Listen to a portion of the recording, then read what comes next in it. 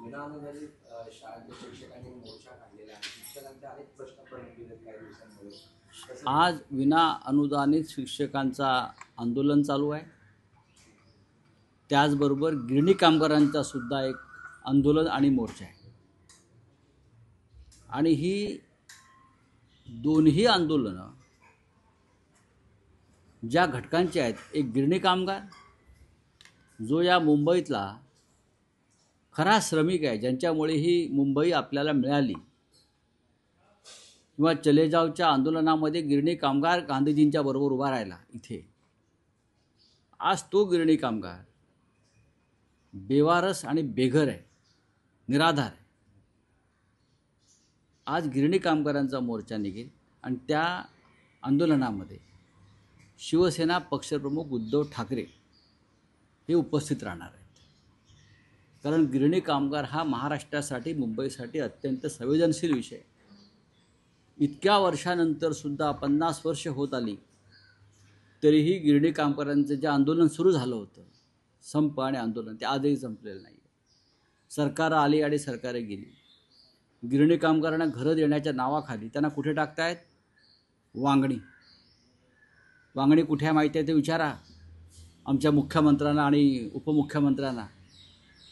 माननीय उद्धव ठाकरे यांनी जे एक प्रस्ताव दिला आहे, या गिरणी कामगारांना धारावी पुनर्वसन प्रकल्पाच्या संदर्भात ज्या जागा तुम्ही अडाणीला दिलेल्या आहात, त्याच्यामध्ये गिरणी कामगारांनासुद्धा जागा मिळाव्या, ही आमची मागणी आहे.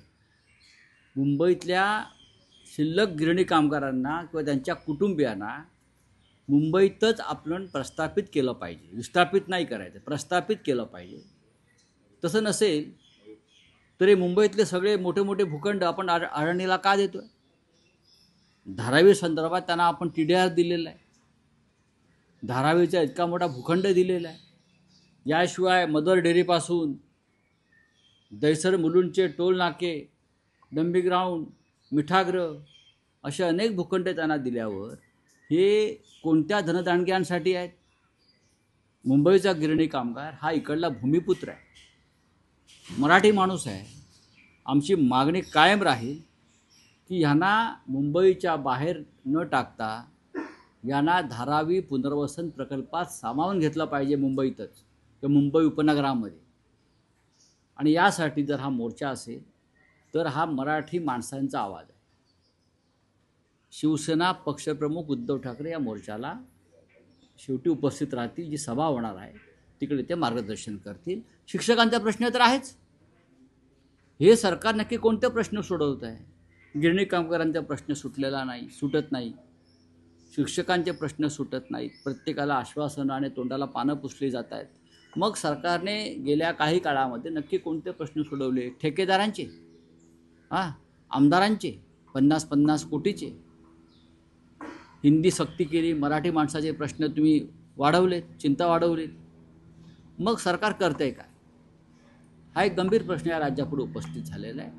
गिरणी कामगार आणि शिक्षकांच्या आंदोलनाला माननीय शिवसेना प्रमुख उद्धव ठाकरे यांनी पाठिंबा दिलेला आहे, सक्रिय पाठिंबा दिलेला आहे. आजच्या मोर्चामध्ये आमचे सचिन अहिर असतील, इतर सगळे शिवसेनेचे प्रमुख त्यात सक्रिय सहभागी या मोर्चाच्या आयोजनामध्ये. आणि म्हणूनच सन्माननीय पक्षप्रमुख उद्धव ठाकरे आजच्या मोर्चाला गिरणी कामगारांचे उपस्थित राहणार आहे. सर, आमदार संजय गायकवाड यांचा व्हिडिओ समोर आला. त्यांनी कॅन्टीनमध्ये आमदार निवासचं कॅन्टीन आहे तिथे जाऊन मारहाण केली आहे. मात्र मारहाणीनंतर त्यांनी एक असं स्पष्टीकरण दिलं की डाळ खराब होती, त्यामुळे हा प्रकार जो घडलेला आहे. जर डाळ खराब असेल त्याला जबाबदार कोण आहे? तुमचं सरकारच आहे ना. ही डाळ, याच्यापेक्षा वाईट डाळ महाराष्ट्रामध्ये आदिवासी पाड्यांवर, गोरगरिबांच्या घरामध्ये मिळते. मोदी जे काय फुकट धान्य वाटतायत सगळ्यांना, त्या धान्याची क्वालिटी आपण बघा. फक्त आमदारांना 50 कोटी मिळालेले आहेत, ठेकेदारांना, जे जेवण करणारे कॉन्ट्रॅक्टरना 50-50 कोटी मिळालेले नाही आहेत. त्याच्यामध्ये भ्रष्टाचार आहेच त्या कॅन्टीनमध्ये सुरू. म्हणून अशा प्रकारे टॉवेलवरती मारहाण करायची का आमदारांना? तुम्ही चित्र पहा. मी आज CMना माझ्या ट्विटरच्या माध्यमातून कळवलं आहे की ही आपल्या राज्यामध्ये कायदा आणि सुव्यवस्था आहे. आमदारानं कोणालाही मारहाण करायची आणि मग आपली बाजू मांडायची की मला डाळ मिळाली नाही, मला भात मिळाला नाही, मला असं वाटत नाही. तक्रार करण्याचे काही सनदशीर मार्ग आहेत. तुम्ही त्याला मारहाण करण्याआधी सुद्धा विधानसभेत येऊन हा प्रश्न मांडू शकता. तुम्ही मुख्यमंत्र्यांना किंवा संबंधित खात्याच्या मंत्र्यांना पत्र लिहून तक्रार करू शकता. पण तुम्ही त्या गरीब माणसाला, कर्मचाऱ्याला मारहाण केली, त्याचा काय दोष आहे? त्याचा दोष काय? त्या कर्मचाऱ्याचा दोष काय आहे? हे सरकार आणि या सरकारचे आमदार या राज्यातले जे दुर्बल आहेत, जे गरीब आहेत, जे तुमच्यावरती अरेला कार्य करू शकत नाही, तुम्ही त्यांनाच मारताय. हा मुद्दा अधिवेशनात येत आहे. कोण घेणार आहे? संजय गायकवाड. बघा, आता त्यांचा विषय अंगलट आला आहे. त्याच्यामुळे ते कर्मचारी अमुक तमुक त्यांच्यावर दोष टाकतील. पण मुख्यमंत्र्यांनी जर हा व्हिडिओ पाहिला असेल, ज्या पद्धतीनं निर्घृणपणे त्या कर्मचाऱ्याला मारहाण झालेली आहे आणि सभागृहाबाहेर झाले, सभागृहात नाही, आणि त्या कर्मचाऱ्याला सभागृहात येऊन त्याची बाजू मांडण्याचा अधिकार नाही. तो मुका माणूस आहे, लक्षात घ्या. त्याला बोलण्याचा अधिकार नाही. तो गरीब आहे आणि तुम्ही गरीबाला अशा प्रकारे लाथाबुक्क्याने तुमचे आमदार सरकारचे मारतायत, सर्वत्र मारतायत. ह्याच्यावरती कारवाई व्हायला पाहिजे ना.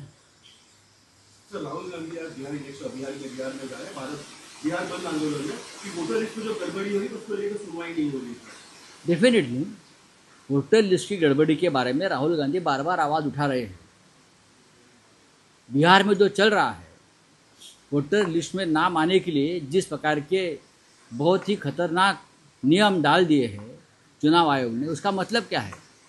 और राष्ट्रीय स्वयंसेवक संघ के 1 लाख से ज़्यादा स्वयंसेवक वहाँ जाकर वोटर लिस्ट में नाम बढ़ाने के लिए काम करने वाले हैं. उसका मतलब क्या है? आप बिहार में भी महाराष्ट्र की तरह चुनाव हाईजैक करना चाहते हैं, वोटर लिस्ट में गड़बड़ी करना चाहते हैं, और जो असली वोटर्स हैं उसको वोटिंग से दूर रखना चाहते हैं, और वोटर लिस्ट में बाहर के राज्यों के लोग डालकर आप ये चुनाव लड़ना चाहते हैं. तो महाराष्ट्र में इसी तरीके से देखा गया था उस टाइम पे सर. यही हो गया ना. 60 लाख नए वोटर्स अचानक 5 बजे के बाद कहाँ से आए? उसका जवाब चुनाव आयोग अब तक नहीं दे सकता है. राहुल गांधी ने ये सवाल पूछा है, हमने सवाल पूछा है. ना सुनवाई चुनाव आयोग करता है, ना सुप्रीम कोर्ट कर रहा है. उसका मतलब क्या है? चलिए, तो उद्धव ठाकरे आज आजाद मैदान जा रहे हैं. क्या देखिए, मिल वर्कर्स का एक आंदोलन चल रहा है जिसे हम गिरनी कामगार कहते हैं. और ये आंदोलन इसलिए है कि उनका संघर्ष लगभग 50 साल से चल रहा है. 50 साल से उनके घर चले गए, उनकी नौकरी चली गई, उनका रोजगार चला गया. लेकिन ये जो श्रमिक वर्ग है वो आज भी संघर्ष कर रहा है. यही लोग थे जब मुंबई में महात्मा गांधी ने चले जाओ का नारा दिया था, तो यही गिरनी कामगार, गिरनी कर्मचारी, वर्कर्स गांधी जी के साथ, ब्रिटिश के साथ लड़ रहे थे. यही लोग थे मुंबई के लिए हमारे साथ लड़ते हैं. यही लोग हमेशा किसी भी आंदोलन में सड़क पर आते हैं. लेकिन आज वो लोग सड़क पर है, उनकी आवाज़ कोई सुनता नहीं है, उनके घरदार नहीं है, और उनको सरकार मुंबई से बाहर एक कोने में डाल रही है, किसी गांव में. ये मुंबई तो उनकी है भाई, गिरनी कामगारों की. उनको घर मुंबई में मिलना चाहिए. ये हमारी मांग उद्धव ठाकरे जी की है.